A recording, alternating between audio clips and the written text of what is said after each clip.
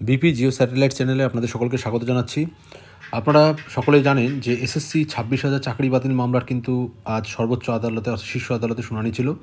তো সুপ্রিম কোর্টের বিচারপতি সঞ্জীব খান্না এবং বিচারপতি সঞ্জীব কুমারের বেঞ্চে 2টার সময় সেই শুনানি হয়েছে। তো এরপরেও আরেকটা ডেট দেওয়া হয়েছে, যেই দিন কিন্তু জানা যাচ্ছে যে শেষ শুনানি যাতে হয় সেরকমই একটা আশ্বাস প্রধান বিচারপতি থেকে কিন্তু পাওয়া গেছে।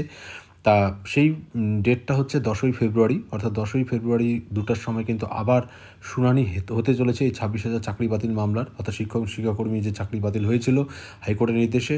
তো সেই মামলার শুনানি কিন্তু আবার 10 তারিখ হতে চলেছে।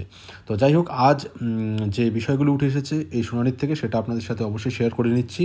তা এখন পর্যন্ত যতটুকু আপডেট খবর পাওয়া যাচ্ছে তো সেইগুলো আপনাদের সাথে ভাগ করছি। তো আইনজীবী বিকাশ রঞ্জন ভট্টাচার্য কিন্তু নিয়োগ দুর্নীতির কথা তুলেছিলেন এবং তিনি সরাসরি বিচারপতিকে বলেন যে পরীক্ষায় অনেকে কিন্তু না বসেই চাকরি পেয়েছেন এবং সেখানে পুরো প্যানেল বাতিল করার কথা কিন্তু তিনি তার পক্ষেই কথা বলেছেন, অর্থাৎ যাতে প্যানেল বাতিল করা হয় এবং প্রাতিষ্ঠানিক দুর্নীতি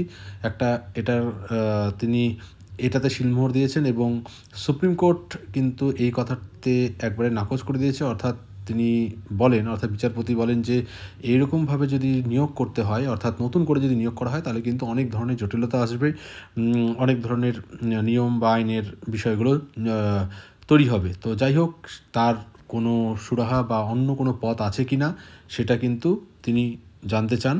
তো যদি যোগ্য অযোগ্য আলাদা করা যাচ্ছে কি না বা সেটা কোন পদ্ধতিতে করা যেতে পারে সেটাও কিন্তু সুপ্রিম কোর্ট জানতে চেয়েছে।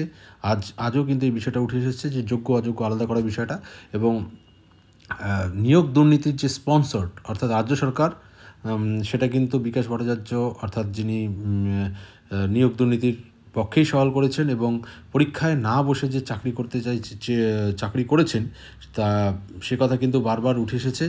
এবং তারপর যেটা আরেকটা কথা যে মুকুল রোহতগি, যিনি গ্রুপ ডি এবং নবম দশমের শিক্ষকের আইনজীবী ছিলেন, তো তিনি আবার বলেন যে যারা চাকরি হারিয়েছেন তাদের মধ্যে যারা নির্দোষ গ্রুপ ডির ক্ষেত্রে বা নবম দশমের যারা চাকরি হারিয়েছেন, তো সেই নির্দোষরা কেন শাস্তি পাবে বা তারা কেন ক্ষতিগ্রস্ত হবে। তো তখন কিন্তু সঞ্জীব খান্না অর্থাৎ প্রধান বিচারপতি বলেন যে আমরা এটাই বলে আসছি যে যদি যোগ্য অযোগ্য পৃথক করা সম্ভব হয় তাহলে পুরোটাই করা উচিত, কিন্তু যদি আলাদা করা সম্ভব না হয় তাহলে কিন্তু পুরোটাই উড়িয়ে দেওয়া হবে, অর্থাৎ পুরোটা প্যানেল কিন্তু সরিয়ে দেওয়া হবে, এমন একটা কথা কিন্তু জানতে পারা যাচ্ছে। তা যাই হোক, নবম দশমের যে চাকরি প্রাপকদের মধ্য থেকেও আজ কিন্তু তাদেরও কথা শোনা গিয়েছিল কিছু সময়ের।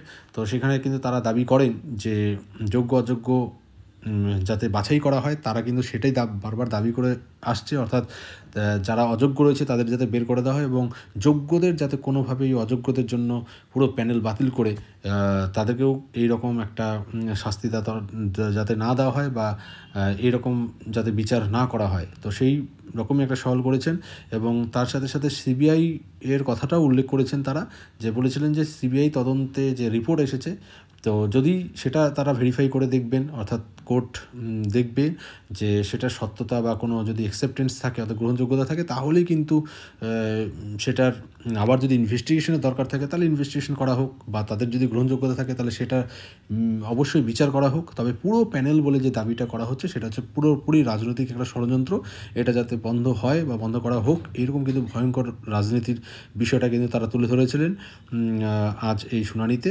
তো যাই হোক, প্যানেল বাঁচানোর পক্ষে দাঁড়িয়ে, ন্যায়ের পক্ষে দাঁড়িয়ে যা করার সেগুলো যেন করা হয়, তারা কিন্তু এইরকমই অর্থাৎ প্রধান বিচারপতির বেঞ্চে কিন্তু তারা জানিয়েছেন বিষয়টা, যাতে পুরো প্যানেল বাতিল না করা হয়, তারা কিন্তু সেই কথাটাই বারবার তুলে ধরেছিলেন।